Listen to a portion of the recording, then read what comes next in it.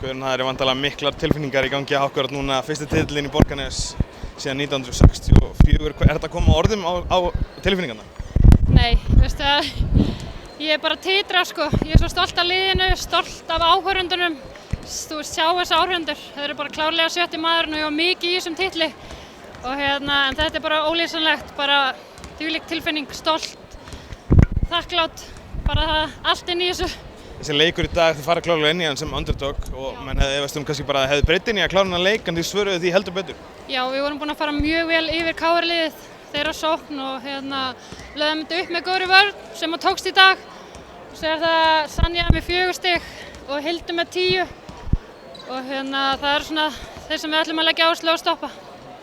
En ég meina þessi leikmenn sem þú ert með og spilar svona mest leiti á 6 leikmennum í dag og hver og einn einasti barðist alveg þvílíkt mikið. Já, þetta er bara ótrúleg orka.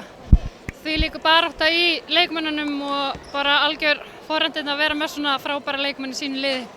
Þorrablót í kvöld, hvernig verður fagnað þar væntanlega fullu húsi? Er þetta nægilega stórt bara?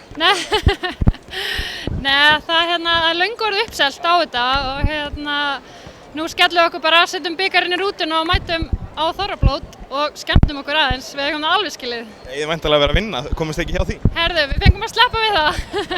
Sleppa við það þetta árið, með því skilir að koma bikarinn heim. En þessi sigur, hvað þýðingu hefur þetta fyrir körfuboltann heima?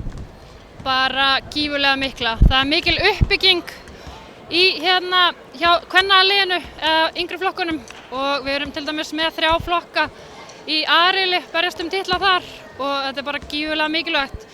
Allar litlu stelpurnar horfa á sínar fyrirmyndir og þetta bara hefur mjög mikil áhrif á uppbygginguna.